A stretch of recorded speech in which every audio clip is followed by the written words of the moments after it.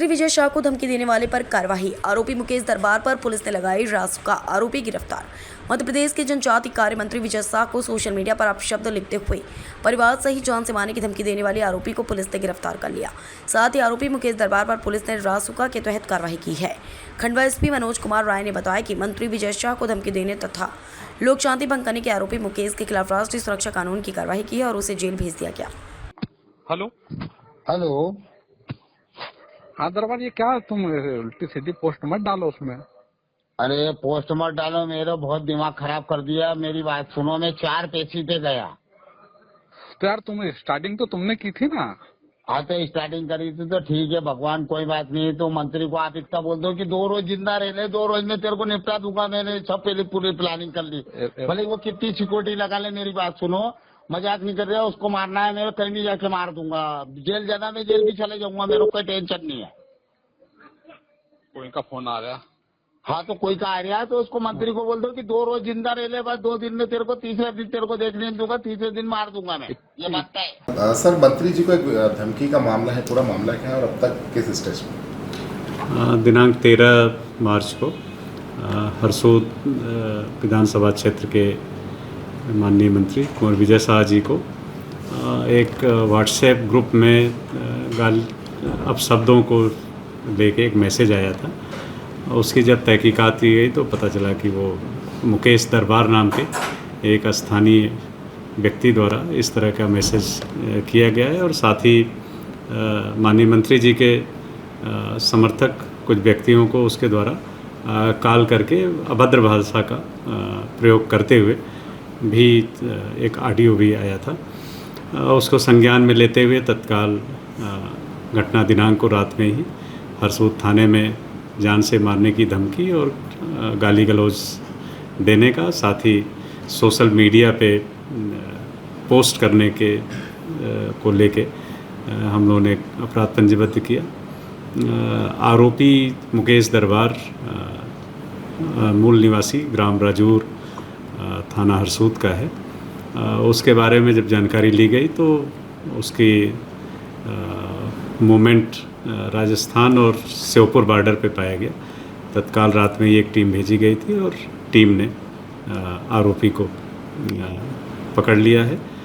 आरोपी police custody में है, उससे पूछताछ की जा रही है। साथ ही इस घटना को लेके आरोपी पे पूर्व में भी 7 प्रकरण हैं और बहुत ही गंभीर तरह के उसने धमकी और अन्य आरोप दिए, तो उसके विरुद्ध प्रतिबंधात्मक कार्रवाइयाँ भी पुलिस द्वारा की जा रही हैं। तो मंत्री जी की सुरक्षा को लेकर भी कुछ? बिल्कुल, माननीय मंत्री जी के जो सुरक्षा है उसको पूर्व से भी काफ़ी चाक चौबंद रहती है। जब भी उनके दौरे होते हैं तो सुरक्षा रहती है और इस घटना को लेके हम लोगों ने अतिरिक्त सुरक्षा भी बढ़ाई है। उनके दौरों पे न केवल खंडवा बल्कि अन्य ज़िलों में भी उनकी सुरक्षा व्यवस्था को और रिव्यू करके मजबूत किया गया।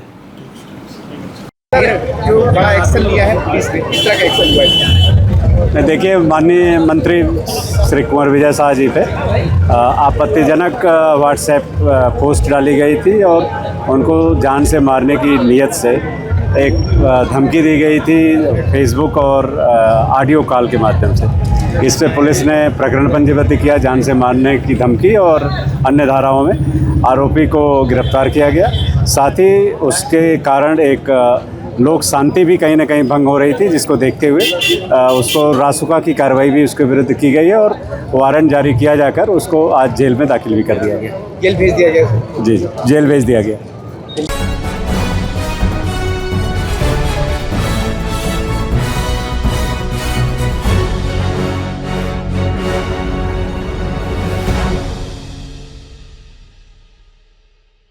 इस वक्त की बड़ी खबर आ रही है लखनऊ से। महिलाओं को लाठी डंडे से पीटने वाले 4 आरोपी अरेस्ट। आरोपियों द्वारा महिलाओं को पीटने का वीडियो सोशल मीडिया पर हुआ था वायरल। वीडियो के संज्ञान लेकर पुलिस ने की कार्रवाई। दोनों पक्षों के बीच ऑटो व टेम्पो खड़े करने को लेकर हुआ था विवाद। पुलिस ने पीड़ितों से तहरीर लेकर दर्ज किया मुकदमा। अनूप कुमार, मुन्ना लाल गौतम, शुभम कुमार, हिमांशु गौतम नामक आरोपी अरेस्ट। एसएचओ ठाकुरगंज श्रीकांत राय के नेतृत्व में चौकी प्रभारी बालागंज रविंद्र कुमार ने पुलिस टीम के साथ आरोपियों को किया अरेस्ट।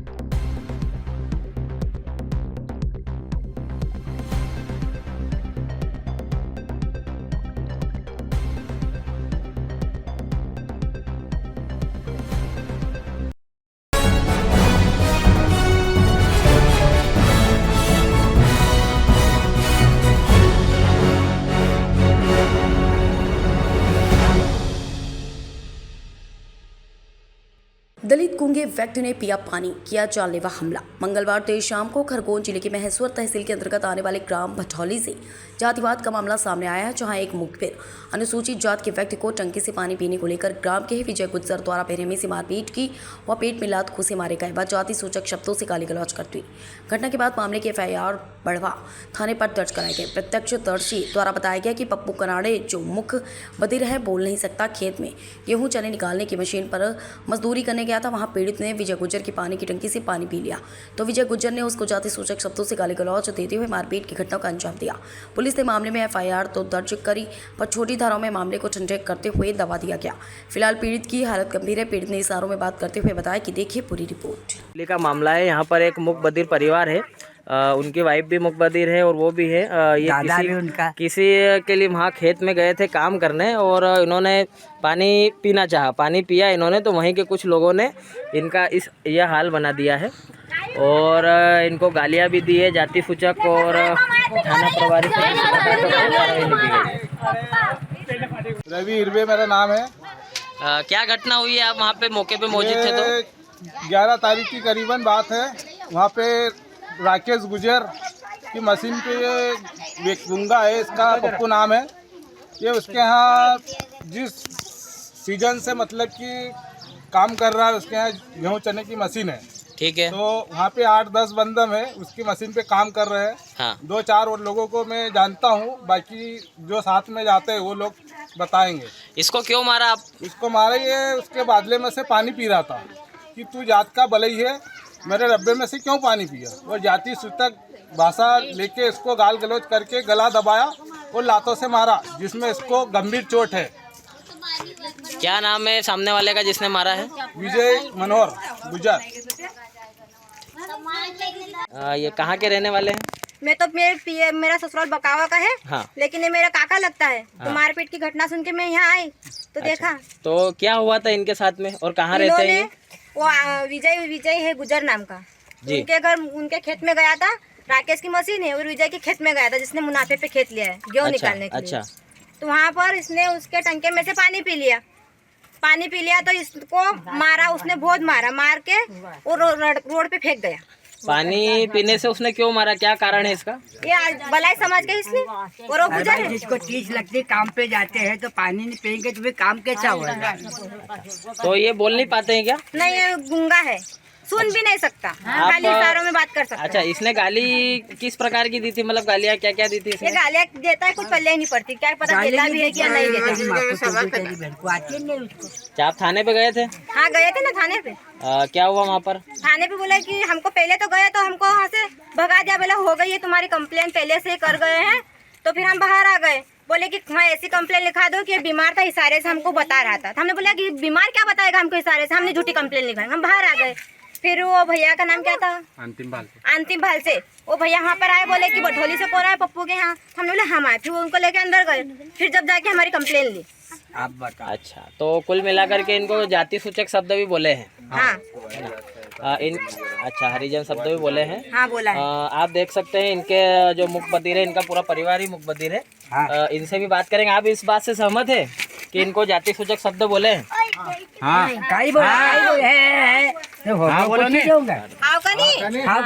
भटौली ग्राम में जो घटना हुई है, जो एक पानी पीने की बात पर लड़ाई हुई है, इस बात पे आप क्या कहना चाहेंगे? पूरा मामला बताइए। यही कि इसको जातिवाद पे मारा, पानी पी लिया, ये भला है इसलिए। ये कहाँ गए थे, किसके खेत में गए थे? मशीन पे गए थे चने निकालने, ये विजय के खेत में, और राकेश की मशीन थी, कुछ पानी वानी पीने के चक्कर में इसको मारा। जिसकी FIR आपने कहाँ करवाई अभी? ये बढ़वा थाने पे कराई थी, तो कुछ भी नहीं हुआ। 12 तारीख की रिपोर्ट करवाई हमने। आपको कैसे मालूम पड़ा कि इसको उस उक्त व्यक्ति ने मारा है? उसने बताया ना। कैसे बताया? वो तो बोलने से बता दिया, वो तो इशारे से। अच्छा, हमारे सामने रात दिन रहता है वो। अच्छा, ठीक है, इनसे आप पूछिए क्या था पूरा मामला, बताइए। वहाँ पे वही इसने क्या उसके डिब्बे में से पानी पी लिया था, इसलिए उसने विजय ने इसको मारा जातिवाद पे। तो आप सब लोग क्या चाहते हैं, मतलब इंसाफ चाहिए, अच्छा इलाज हो इनका और उसको गुनहगार को सजा मिले हमको और मारेगा। और वो यहाँ पे बोला, जो मशीन वाला यहाँ आके बोला कि तुम थाने पे गए तो क्या कर लिया, हमने पैसे यहाँ पे भरे हैं थाने पे, अच्छा, पैसे भरने की भी बात की गई। हाँ, पैसे भर, और ऐसा भी बोला कि मैं फोन लगा दूंगा तो कोई पत्रकार नहीं आएगा ना कोई टीआई आएगा। ठीक है। लात पे पानी पे ऐसा बोल रहे हो गलत आवा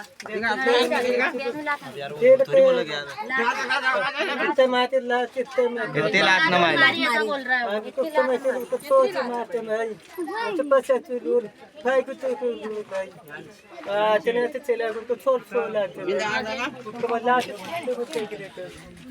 फेंक दिया मशीन। गाली वगैरह का पूछो, गाली दी थी? गाली गाली गाली दी थी, गाली देखा तो नहीं रोटा गाली दी थी, नहीं समझ में नहीं आती, गाड़न नहीं होगा समझ में नहीं आया, समझ में नहीं आता। चलो।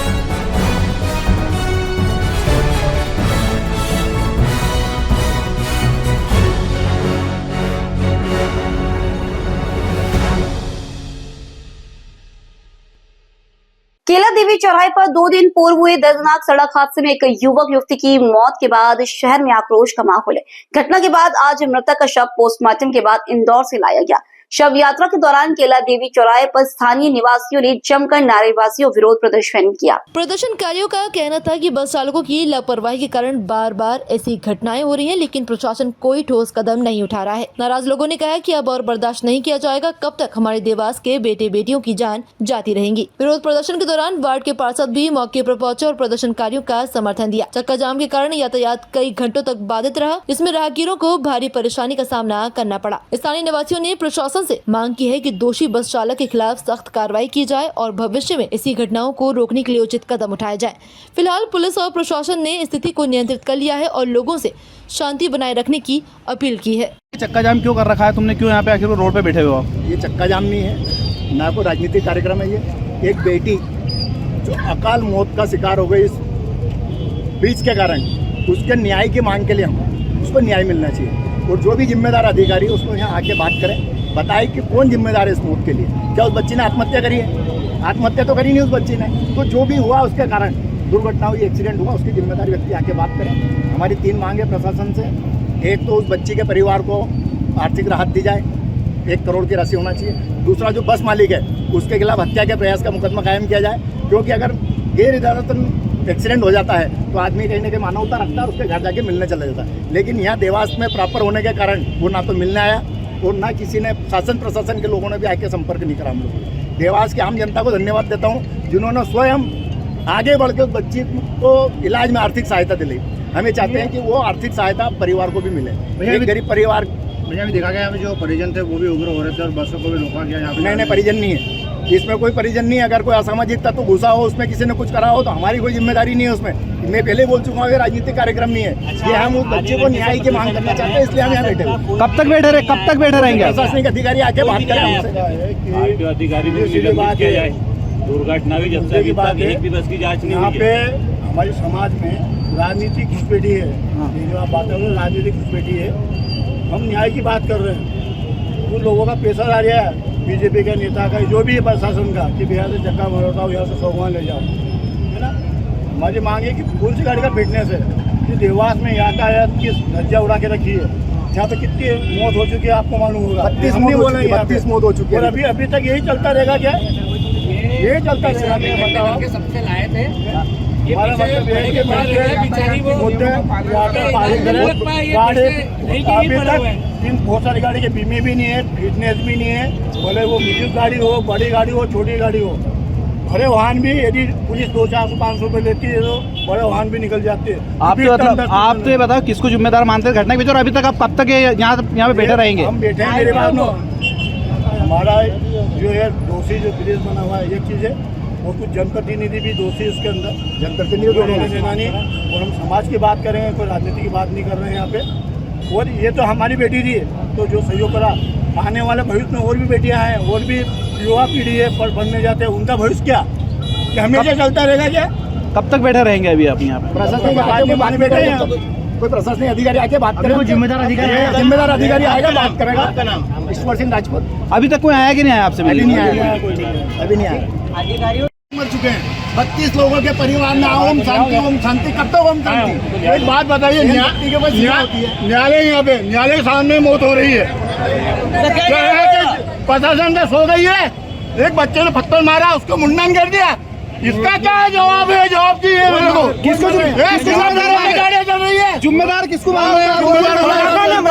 वो जिम्मेदार हो, चाहे जनप्रतिनिधि जिम्मेदार हो, जो भी जिम्मेदार हो उसको यहाँ लाया जाए। प्रशासन का आप किसको मानते हैं? आप किसको जिम्मेदार मानते हैं? ये ब्रिज बनाने वाला को मानते हैं, जनप्रतिनिधि को भी मानते हैं, जिन्होंने गलत जगह ब्रिज बनाया, नक्शा बना हुआ वहाँ ब्रिज नहीं बनाया, गलत जगह ब्रिज बनाया। बेटी के लिए आप क्या मांग करते हैं? बोलते हैं बच्ची की हमारी 3 मांग है।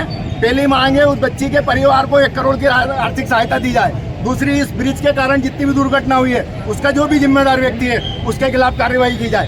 तीसरा, जो भी दुर्घटना होती है उनकी जिम्मेदारी प्रशासन ले और उनके इलाज की जिम्मेदारी प्रशासन उठाए। एक चक्की चलाने वाले की बच्ची है, MBBS करार कर रही थी वो, और उसके दुर्घटना में मौत हो गई। यहाँ उस परिवार पे क्या बीत रही है, उसका MBBS का खर्च क्या बैठता है, आप कल्पना नहीं कर सकते। हमें चाहते हैं उस परिवार को आर्थिक सहायता मिले, और उस बस वाले के खिलाफ हत्या का प्रकरण दर्ज होना चाहिए, और उसका हम ये समाज के लोगों से मांग करूंगा मैं कि उसका सामाजिक बहिष्कार किया जाए। मानवता खत्म हो गई उसके। शहर के सब लोगों ने, किसी ने 100 रुपये, 200 रुपये, 1000 रुपये, सबने सहयोग करा, लेकिन उसने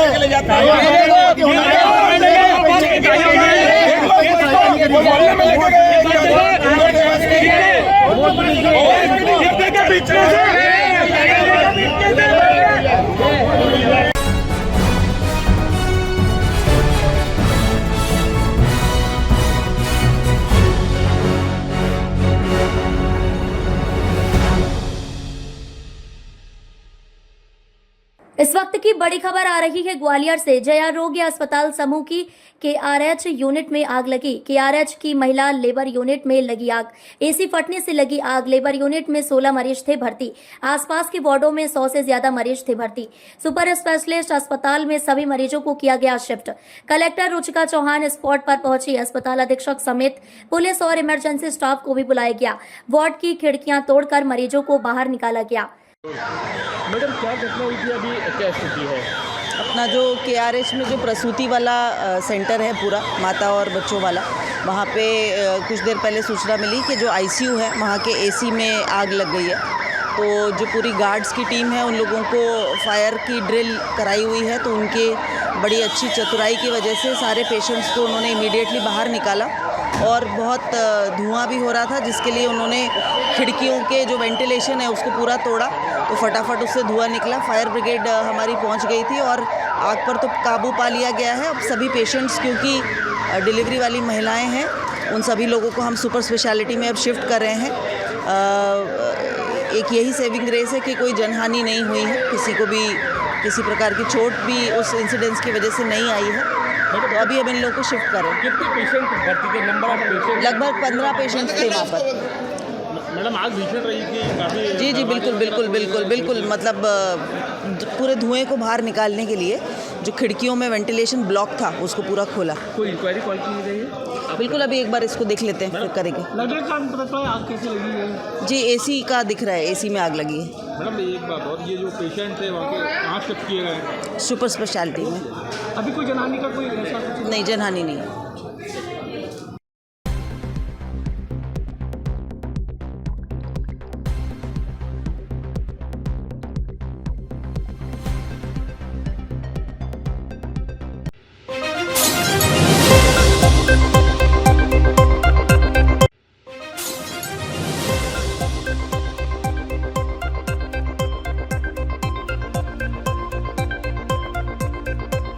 इस वक्त की बड़ी खबर अयोध्या से आ रही है। DGP प्रशांत कुमार पहुंचे अयोध्या। हनुमानगढ़ी पर किया दर्शन, रामलला का किया दर्शन पूजन। अयोध्या पहुंचे DGP प्रशांत कुमार रामनवमी को लेकर अधिकारियों से कर सकते हैं बैठक। 30 मार्च से अयोध्या में शुरू होगा रामनवमी मेला। महाकुंभ के दौरान लाखों की संख्या में श्रद्धालु पहुंचे थे अयोध्या। राम जन्मोत्सव को अप्रत्याशित भीड़ को ध्यान में रखते हुए पहले से प्रशासन हुआ अलर्ट। रामनवमी को मेले को लेकर के व्यापक स्तर पर की जाएगी तैयारी।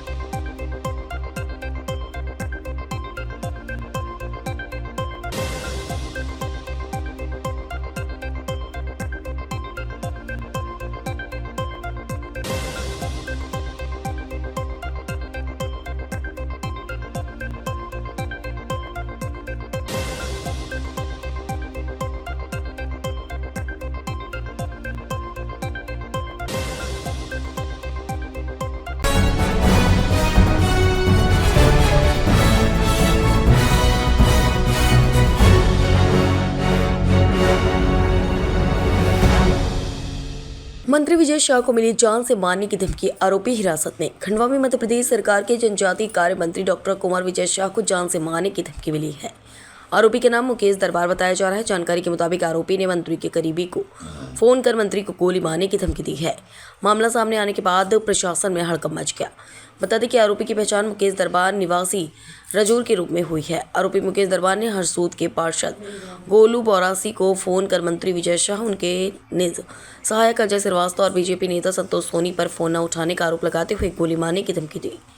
आरोपी की फोन रिकॉर्डिंग सोशल मीडिया पर वायरल हो गई, जिसके बाद पुलिस हरकत में आई और मुकेश दरबार को हिरासत में ले लिया। गांव में भारी पुलिस बल तैनात। स्थिति की गंभीरता को देखते हुए आरोपी के गांव रजूर को छावनी में तब्दील कर दिया गया। बड़ी संख्या में पुलिस बल की तैनाती कर दी गई ताकि किसी भी अनहोनी को रोका जा सके। फिलहाल पुलिस आरोपी से पूछताछ कर रही है और मामले की गहराई से जाँच जारी है। हेलो हेलो, हाँ दरबार, ये क्या तुम उल्टी सीधी पोस्ट मत डालो उसमें। अरे पोस्ट मत डालो, मेरा बहुत दिमाग खराब कर दिया। मेरी बात सुनो, मैं 4 पेशी पे गया। तो यार तुम स्टार्टिंग तो तुमने की थी ना। हाँ तो स्टार्टिंग करी थी तो ठीक है, भगवान कोई बात नहीं। तो मंत्री को आप इतना बोल दो कि 2 रोज जिंदा रह ले, 2 रोज में तेरे को निपटा दूंगा। मैंने सब पहले पूरी प्लानिंग कर ली। भले वो कितनी सिक्योरिटी लगा ले, मेरी बात सुनो, मजाक नहीं कर रहा। उसको मारना है मेरे, कहीं भी जाके मार दूंगा। जेल जाना, मैं जेल भी चले जाऊंगा, मेरे को कोई टेंशन नहीं है। कोई का फोन आ रहा। हाँ तो कोई का आ रहा है तो उसको मंत्री को बोल दो कि 2 रोज जिंदा रह ले, बस 2 दिन में तेरे को, तीसरे दिन तेरे को देखने नहीं दूंगा, तीसरे दिन मार दूंगा मैं। ये बात है। सर, मंत्री जी को एक धमकी का मामला है, पूरा मामला क्या है और अब तक किस स्टेज में? दिनांक 13 मार्च को हरसूद विधानसभा क्षेत्र के माननीय मंत्री कुमार विजय शाह जी को एक व्हाट्सएप ग्रुप में अपशब्दों को लेके एक मैसेज आया था। उसकी जब तहकीकात की गई तो पता चला कि वो मुकेश दरबार नाम के एक स्थानीय व्यक्ति द्वारा इस तरह का मैसेज किया गया है और साथ ही माननीय मंत्री जी के समर्थक कुछ व्यक्तियों को उसके द्वारा कॉल करके अभद्र भाषा का प्रयोग करते हुए भी एक ऑडियो भी आया था। उसको संज्ञान में लेते हुए तत्काल घटना दिनांक को रात में ही हरसूद थाने में जान से मारने की धमकी और गाली गलौज देने का, साथ ही सोशल मीडिया पे पोस्ट करने के को लेके हम लोगों ने अपराध पंजीबद्ध किया। आरोपी मुकेश दरबार मूल निवासी ग्राम राजूर थाना हरसूद का है।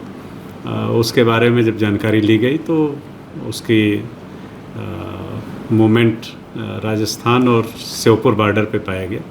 तत्काल रात में ही एक टीम भेजी गई थी और टीम ने आरोपी को पकड़ लिया है।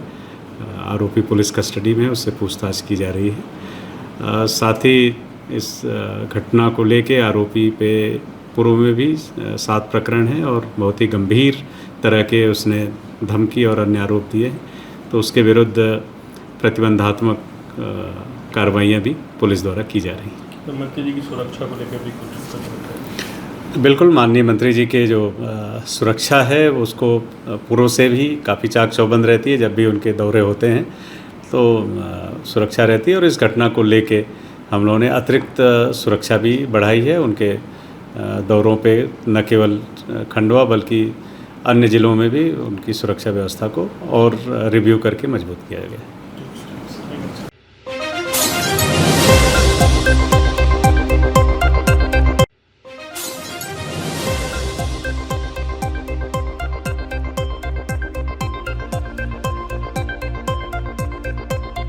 माह नहीं चल पाई लव मैरिज, फंदे से लटकता मिला शव, हत्या का आरोप, हंगामा मारपीट जांच में जुटी पुलिस। प्रेम विवाह के बाद वाराणसी को बनाया गया था ठिकाना, होली पर लौटे थे घर, गर्दन पर निशान देख मायके वालों ने खोया आपा, जम कर किया हंगामा। बीती रात बिंडम थाना क्षेत्र के जोरूखाड़ गांव में एक युवती के द्वारा फांसी लगाकर आत्महत्या करने की बात प्रकाश में आई है।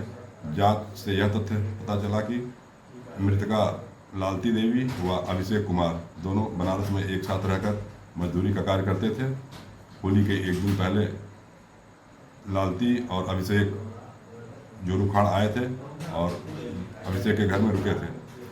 वो कल दोनों के बीच किसी बात को लेकर कुछ कहा सुनी हुई, जिसके फलस्वरूप लालती देवी ने फांसी लगाकर आत्महत्या कर ली।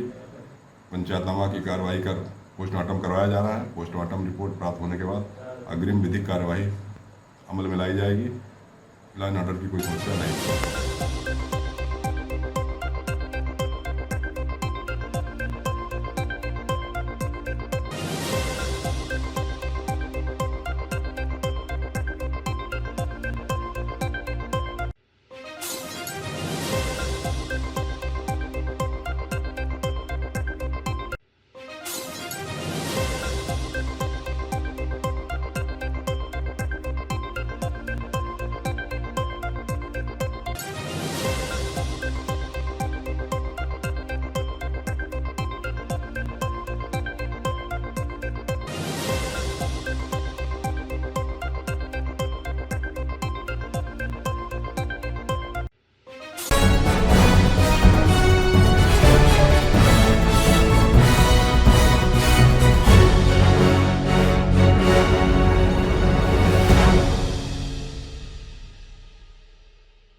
खारचौद के घुड़ावन में जिंदा लड़की का पिंडदान, परिजनों ने किया शांति भोज।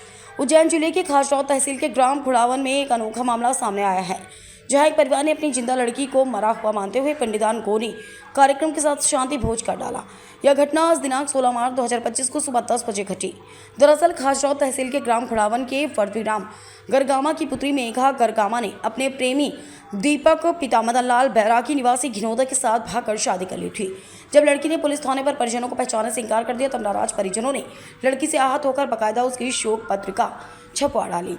इसके बाद परिजनों ने समाजजनों को बुलाकर लड़की व विधि विधान से अंतिम क्रिया कर्म पिंडदान करते हुए शांति भोज करवा डाला। यह घटना क्षेत्र में चर्चा का विषय बनी हुई। परिजनों के इस कदम को लड़की के फैसले के प्रति असहमति के रूप में देखा जा रहा है। जी, बड़ा दुख और चिंता का विषय है कि जब एक बच्ची को माता पिता अपने खून पसीने की मेहनत से पाल पोस कर बड़ा करते हैं और बिगड़ माता पिता परिवार की सहमति के बिगड़ इस प्रकार के कृत्य जब बच्चा बच्ची करते हैं तो बड़ा दुख होता है परिवार के अपने माता पिता को।